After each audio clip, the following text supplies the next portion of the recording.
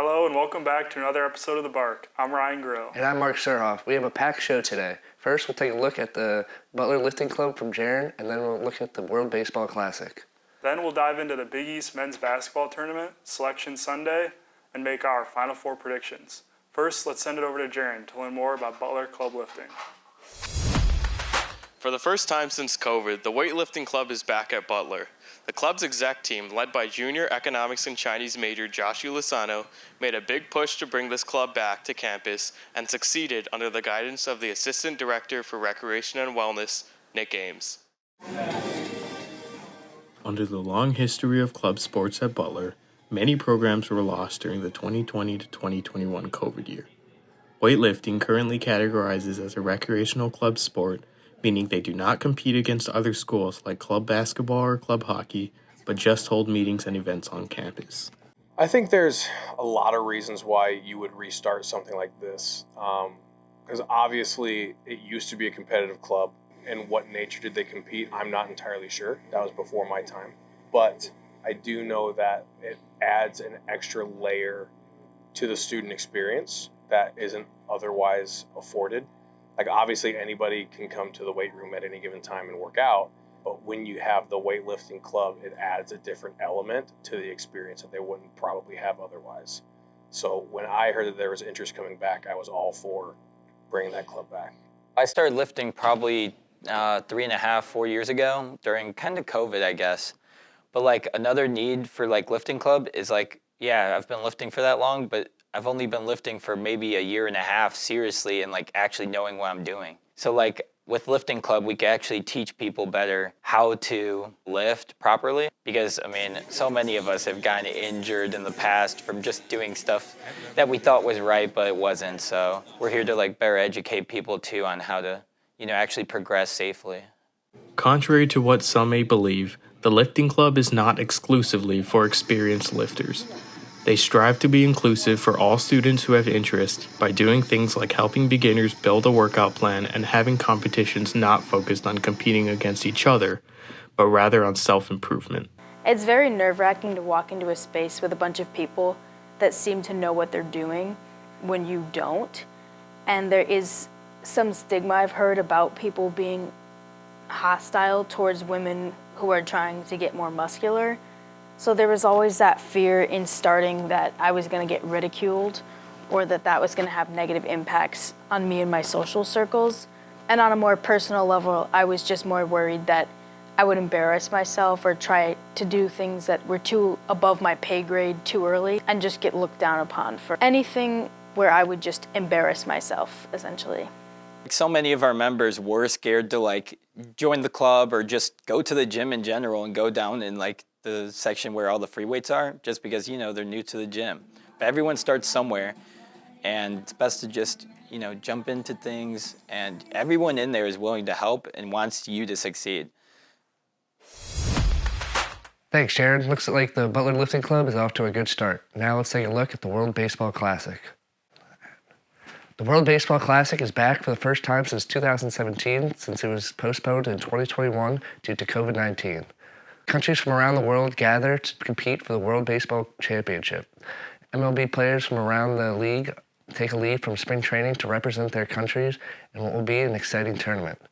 Shohei Ohtani of Japan, Juan Soto of the Dominican Republic, Francisco Lindor of Puerto Rico, and Mike Trout of Team USA are some names to keep an eye on for this tournament. This year, Team USA is looking to defend their 2017 World Baseball Championship with one of the best lineups in the tournament. They have 3 MLB MVPs at the top of their lineup with Mookie Betts, Mike Trout, and Paul Goldschmidt. They also have new Philadelphia Phillies teammates Trey Turner, JT Realmuto, and Kyle Schwarber, Houston Astros Kyle Tucker, and Pete Alonso for the Mets. Team USA had their first game Sunday night where they faced Great Britain in the first of 4 games in pool play. Longtime St. Louis Cardinal Adam Wainwright started the game and got the win after pitching 4 innings and allowing 1 run. Kyle Schwarber hit a 3-run home run in the 6-2 win, and Nolan Arenado went 3 for 5 with 2 doubles and 2 RBIs. On Monday night, Team USA faced off against rival Mexico in a highly anticipated matchup in Arizona. Team USA found themselves behind big in the game as Mexico led 7-1 in the 4th inning. Mexico's Joey Meneses hit 2 home runs in Mexico's 11-5 win over the USA. Tampa Bay Rays' Randy Arozarena went 3 for 5, had 2 doubles, and drove in 2 runs. USA's pitching staff struggled, allowing 4 walks, 15 hits, and 11 runs. Team USA's backs were against the wall to get out of pool play after losing to Mexico. They had to be better in their next 2 games to make it out. On Tuesday, Team USA faced off against Canada. USA had Lance Lynn of the Chicago White Sox starting, and they were fired up and ready to go. USA jumped out to an early 12-run lead in the first 2 innings, scoring 9 runs in the bottom half of the first. Nolan Arenado racked up a couple of hits and RBIs, and captain Mike Trout hit his first home run of the WBC in the first inning. Team USA ended up winning the game by a final score of 12-1. USA played their final pool play game where they were in a must-win against Colombia. Winner would move on to the next round of the WBC. Mookie Betts and Mike Trout were the heroes of the game that night. Mookie Betts was 2 for 4 and scored 2 of the 3 runs, and Mike Trout went 3 for 4 and batted in all 3 runs. Team USA bullpen held it down the last few innings, shutting out Team Colombia, and ended up winning the game 3-2. Team USA makes their way through the pool play and will now play Venezuela on Saturday at 7 p.m. in the quarterfinal of the WBC. Now to Matt for the Big East tournament recap. Thanks, Mark. The Big East men's basketball tournament has come and gone and led into the NCAA tournament. Let's take a look back at the action from the Big East tournament. Georgetown lost their first round game to Villanova at 80-48. The next day, the school announced that they had fired head coach Patrick Ewing. Ewing finished 75-109 in his 6 seasons at the helm. Whatever coach takes over will have to revitalize a program that has not won an NCAA tournament game since 2015. The Butler Bulldogs were dealt a blow before tip-off when the team announced that Manny Bates and Eric Hunter Jr. had not met academic expectations of the program and were ineligible to play. The Bulldogs were unable to match the physicality of St. John's and lost 76-63. Miles Tate, Miles Wilmoth, Pierce Thomas, Chuck Harris, and leading scorer Jaden Taylor have since entered the transfer portal. It remains to be seen if other players will follow suit, but the Bulldogs will have to reach out to multiple players in the portal as they attempt to fill out their roster for next season. The Providence Friars had a first-round bye in the tournament and fell in the quarterfinals with a 73-66 loss to UConn. The number 11 seed Friars will play against number 6 seed Kentucky in the East region. Rumors have swirled around head coach Ed Cooley leaving the team after the tournament to go to Georgetown, but Cooley's current focus remains on this tournament game. UConn's defeat over Providence sent them to the semifinals of the Big East tournament, where they fell 70-68 to Marquette. The number 4 seed Huskies will take on number 13 seed Iona in the first round of West Region play.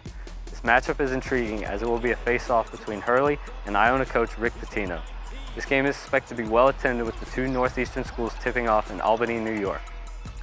Creighton defeated Villanova to advance to the semifinals but lost to Xavier 82-60. The Blue Jays are the number 6 seed in the NCAA tournament and will face off against number 11 seed NC State in first round of South Region action. Xavier narrowly escaped against DePaul and defeated Creighton in the semifinals to advance to the championship game. The Musketeers struggled against Marquette and found themselves down at halftime. They were unable to come back and fell 65-51 to finish second. Number 3 seed Xavier will take on number 14 seed Kennesaw State in the Midwest region. And finally, for the Big East champions, Marquette advanced to the championship game off of wins against St. John's and UConn. They were then able to stifle the Xavier offense in the win. This was a huge win for a team that was picked to finish 9th in the Big East preseason coaches poll. Head coach Shaka Smart has the Golden Eagles looking to reach the Final Four for the first time since 2003. Number 2 seed Marquette will take on number 15 seed Vermont in the first round of the East region. For Butler 360 Sports, I'm Matthew Crane. Now on to TJ to talk about Selection Sunday. Thanks, Matt. Selection Sunday occurred last week with the fielding of 68 teams for March Madness, and all 68 teams look like they're ready to go deep into the tournament. The first bracket is the South region, whose top 3 teams to look out for are the 3 of the top 4 seeds, 1 seed Alabama, 2 seed Arizona, and 4 seed Virginia. All 3 of these teams have been in the top 5 and 10 in their rankings during the regular season, so there are no pushovers. The second bracket is the East region, whose top 3 teams to look out for are the top 3 seeds, 1 seed Purdue, 2 seed Marquette, and 3 seed Kansas State. The third bracket is the Midwest region, where the top 3 teams are number 1 seed Houston, the 3 seed Xavier, and the 5 seed Miami. The final bracket is the West region, whose top 3 teams to be looked at are the number 1 seed Kansas, the number 2 seed UCLA, and the number 4 seed UConn. Overall, these are my predictions, and March Madness is known for its insanity, hence the name. Please stay tuned in to watch the madness unfold. Back to you guys. Thanks, TJ. Now let's get into our Final Four predictions. Mark, who do you think's making out of the South region? I really like Alabama to win this region pretty easily. I think their path is pretty easy to the Final Four. They have a really good team with one of the best players in the country. And I think they'll be able to beat Arizona, and I think they'll be able to beat Baylor if they even come up to them. But I think those two teams lose early, and Alabama will be heading to Houston. For me, Alabama is the easiest pick to win the South region. Brandon Miller is one of the best NBA prospects, and they have the easiest path to the Final Four, with their biggest opposition being an Arizona team with an inconsistent backcourt, a Baylor team who just lost twice to Iowa State, and a Virginia team that isn't great offensively. Now let's move on to the East region. Who do you have, Mark? I like Duke to win this region at the 5 seed against a lot of other teams in this field. A lot of people think they're going to lose first round, but I think they're ready. They're playing their best basketball of the season, so I think they'll play their best and make it back to the Final Four. They do have to go against teams like Purdue and Marquette, but I think they line up well with those teams and will be back to the Final Four. For me, I have Marquette making it here. This isn't my surprise pick, but too often, the teams that make it deep in March Madness have good guard play, and Tyler Kolek has been a really good playmaker down the stretch. The Golden Eagles always play as a team, and arguably play as a team better than anyone in the country. Now let's move on to the Midwest. Who do you got out of the Midwest? I like Houston making it to the Final Four in Houston. I think they got one of the all-around best teams in the country. They are relentless on the defensive side, but they're going to need one of their best players, Marcus Sasser, to return from injury and come back. Besides that, I think they have a pretty path to the Final Four, maybe running into teams like Texas and Iowa State to make it to the Final Four. So I like Houston. Yeah, I also have Houston here. This is a risky pick that hinges mostly on the health of their best player, Marcus Sasser. If Sasser is healthy, though, they will be a threat to win it all. Nobody defends better than this Houston team, and head coach Kelvin Sampson will always have his team ready to battle. Now let's move on to our last region. Who do you have? I got UCLA coming out of this region, ending up winning the whole national championship. I think they got senior pedigree and experience. They're ready to make a run. Big injury of Jalen Clark will be an X factor, but guys will step up, and I think they can make a run. They do got some tough teams to face, like Kansas and Gonzaga, but I think their experience in the last couple of years will push them through all the way. I also have UCLA here. Jaime Hasquez Jr. and Tiger Campbell are both very experienced players who have made deep runs in March.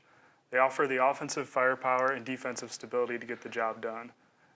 And that rounds out our Final Four predictions and brings us to the conclusion of the show. For all of us here at The Bark, thank you for watching.